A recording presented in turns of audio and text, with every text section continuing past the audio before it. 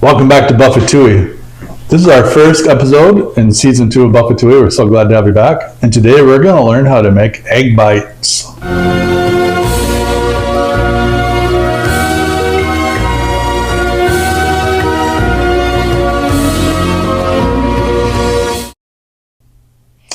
Okay, so here's the deal. My mother, as you may remember my mother, she's a lovely octogenarian, 85-year-old lady that I love dearly. And I reached out to her and asked her for some of her favorite recipes.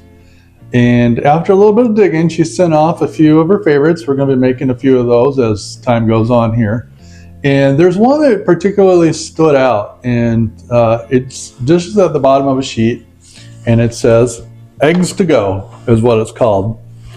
And after reading this, what it reminded me of is all those times I go through a drive-thru at Starbucks and I like to get their egg bites.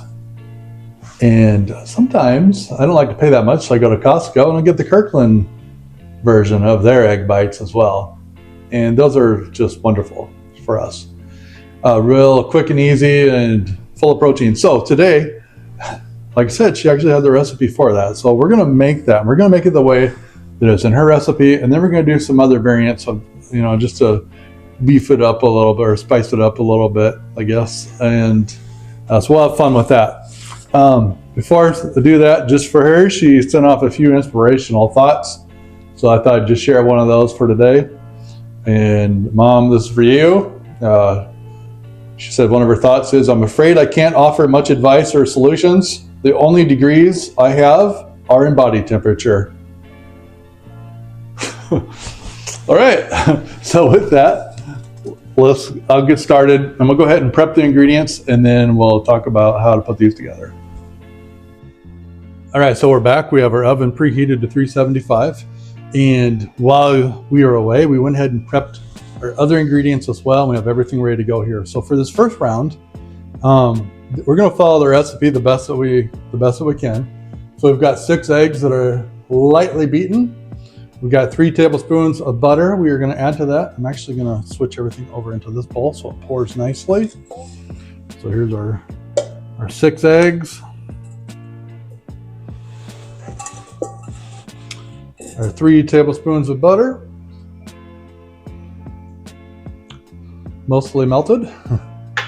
And then after that, we've got chopped deli ham, which I like to use a Cure 81, the finely chopped one. Yes, we're going to go ahead and put that in there. And that we got about 1.5 cups ham. Then we're going to go ahead and add in some chives, actually. So we've got some minced chives here, about 1 tablespoon. Go ahead and add those. And then the part that isn't clear in the recipe, but we just went for it, it calls for dried breadcrumbs. And I think in today's time, we'd mostly see like a panko breadcrumb or something like that. And I think probably back when this recipe was originally created, I don't know that existed, especially in the small town where we live. So it's more common just to make your own breadcrumbs out of bread. So we found some unseasoned breadcrumbs or bread cubes, I guess, that you'd use for stuffing. So I'm just going to go ahead and throw that in, and hopefully that is the magic trick there. We got a 1/2 cup of those. And then lastly, we are using a shredded cheddar cheese, about 1/3 cup. We'll go ahead and give these a nice little stir here.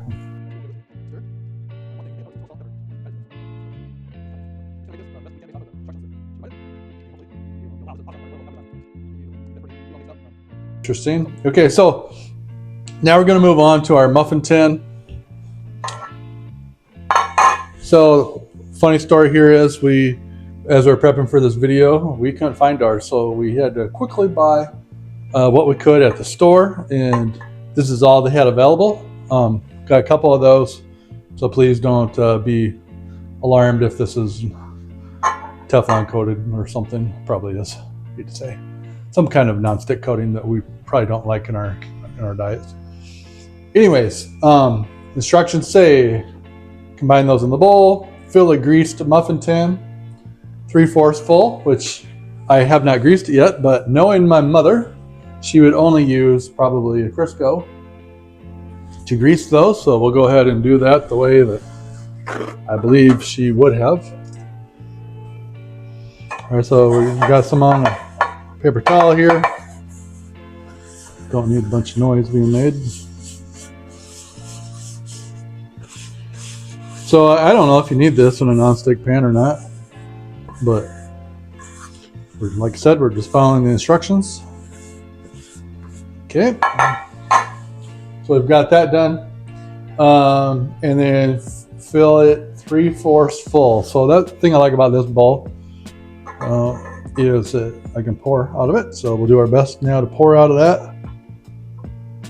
It's probably about 7/8 full. I apologize. I think this is the perfect amount. Oops.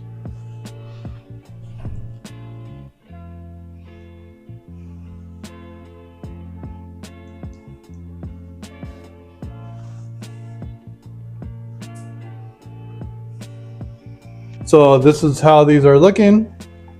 I think they look really, really good. So we'll go ahead and we're going to put those in the oven for 15 to 20 minutes. And she says bake at 375, 15 to 20 minutes, or until a knife and center comes out clean. I must be like an old way you poke a toothpick in a cake or something. So, and this recipe is dated 2007, which is at least when it was documented. So we'll put these in the oven and we'll see you when they come out. Oh yeah.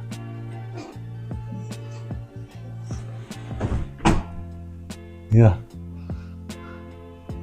All right, they just came out of the oven. You can see they're rapidly deflating in size. When they first came out, they were ready to go. But just first appearance, it looks like there's an awful lot of parsley on those. So I think I'll back it off on the next recipe a fair amount. But we're excited. We're gonna let those cool down, and then we are gonna make our next batch here. So we're all ready to go. Guys, 2 large pinches. I'm guessing that was about a tablespoon in there. And we have a good solid 1/2 cup of Gruyere. Okay, so for this next batch, you can see we've got a variety of different ingredients here. Once again, we've got 6 eggs whipped up, 3 tablespoons of butter, and you all know what kind of butter we like to use. Hopefully, if you've watched our videos, you know we only use Kerrygold butter. Probably where a little bit of the salt comes from, so we'll give that a little stir. And because we're going after the Starbucks and Kirkland version of the ham and Gruyere, that's what we're going to use. So I'm sorry, bacon and Gruyere. So I've cooked up some bacon, not all the way through. It's going to cook a little more. We want some of the flavor. So here, this is half of the package of a center cut bacon. So we'll put that in. There is a missing ingredient up here. It was baby spinach. I cooked that in the bacon grease, and then of course I couldn't wait, so I ate that. Give this a little stir. We'll add in our shredded Gruyere. And that was about, it was just over a 1/2 cup. And I think I'll give it just a pinch more for good measure, because we all know butter and cheese make the world go round. All right, and then this will be a little different than their recipe. We'll follow the path here with Mother's gift of a recipe and put in the breadcrumbs. And we'll put in some parsley, but instead of the whole tablespoon, I'm just going to do a pinch. Yeah, it's chives. It's not parsley.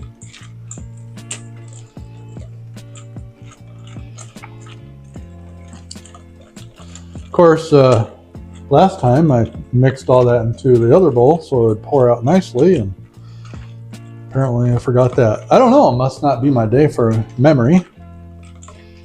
I think these eggs will help with that once I finally get to eat them. So that's all we're going to put into this one, and then the next time around we're going to add in a few other things. So we'll go ahead and pour these in. Same thing, you can see that those turned out roughly the right amount. So I'm actually going to dump it into this bowl so it will pour nicely.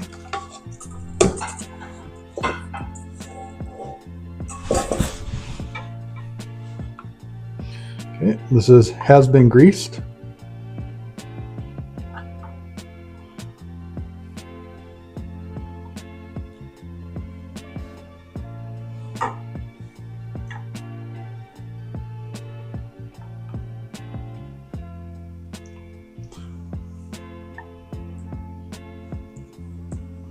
I think 5 large eggs is probably the right amount for 6. But we'll go ahead and we will put these in, and then we will enjoy. Okay, so while those other ones are cooking, I can't wait. I gotta try this. I will say that it did take about the full 20 minutes before it was ready. So let's go for it. Super excited. That's what it looks like when you cut it open. Okay.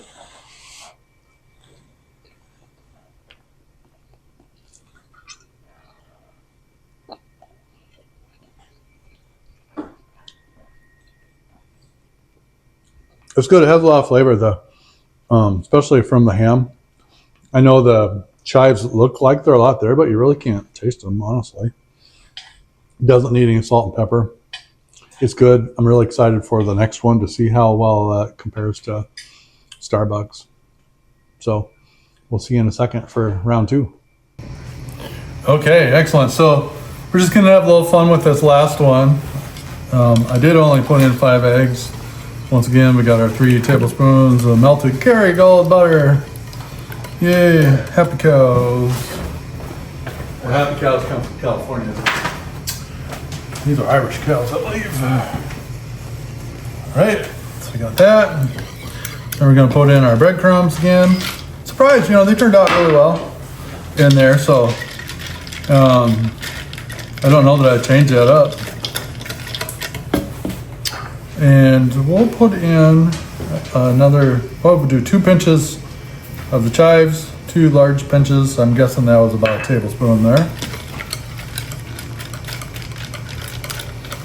And we have a good solid half cup of Gruyere again. And this time we're gonna load it up with some sausage. This is just a mild sausage cooked up.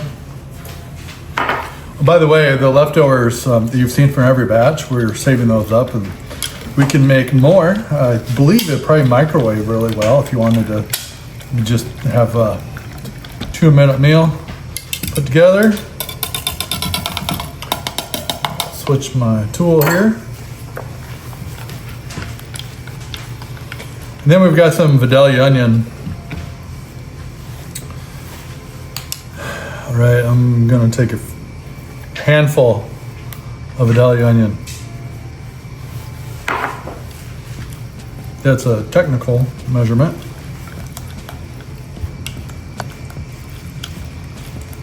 It's raw, hasn't been sauteed. That probably would have been a nice thing to do had I thought of it. And since it is a special occasion, another pinch of Gruyere. All right, I'm gonna go ahead and put this in here. This one's a little thicker.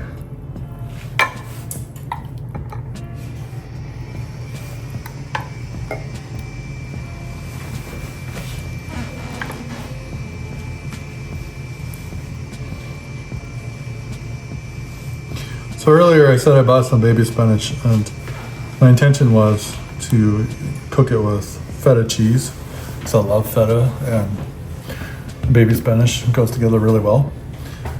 But I forgot to buy the feta, so that didn't work out too well. These do look like I overfilled them a little bit, but that's all right. We're gonna go ahead and get these in the oven. Okay, now we have the bacon and Gruyere. Looks lovely, doesn't it? So we'll try this one while we wait for the next one.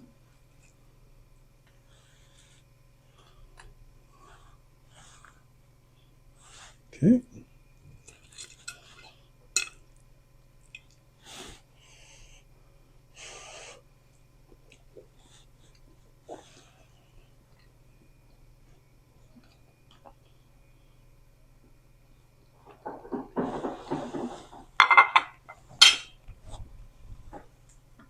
I like that one better, I think.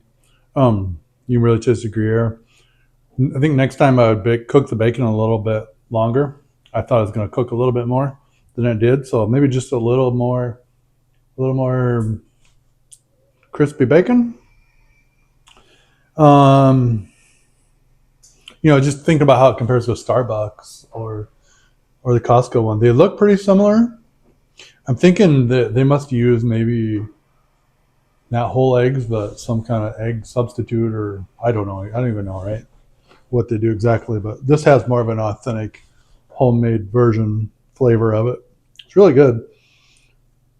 I must say, I didn't think we'd eat as many as we have. We are still devouring these. If you do have leftovers, I would say you could probably freeze them, I imagine.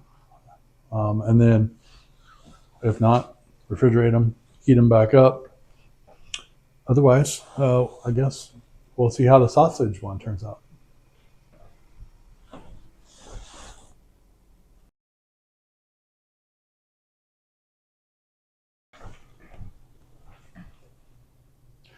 All right, now we're going to eat our last one. This is the sausage, onion, Gruyere. So I will try my bite. Family is already enjoying theirs.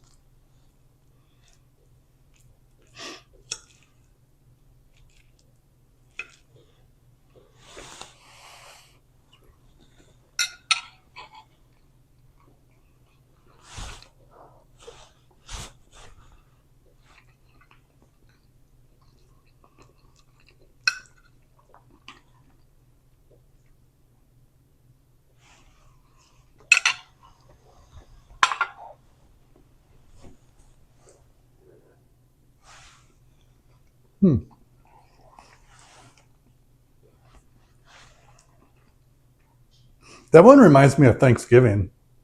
I don't know why. Just something about it has a almost like a turkey stuffing type flavor to it. So it's pretty interesting, actually. Feedback from the audience here is that this one would be really good with a gravy.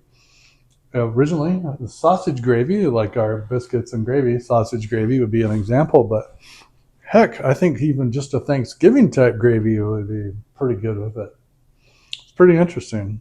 Okay, so with that being said, we have our voting here. So everyone, tell me, what was your favorite? Bacon? Same? 2 bacons? Three bacons? All right.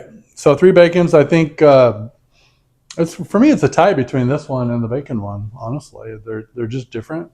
I probably eat the bacon one more often, I guess, if I had it crispy. Anything that you would recommend for the audience to try in theirs next time? More cheese? Cheese makes the world go round. Garlic powder, salt, pepper, garlic. So maybe a little more seasoning. Excellent. So there's a lot of different things you can do with it. I'd be excited to hear from you. What are the different ways that you'd like to make this, or that you have made it that are really, really tasty? Hopefully, there's something that you can enjoy. That was really easy to make. So we look forward to seeing you on our next Buff-A-Touille experience. Thanks.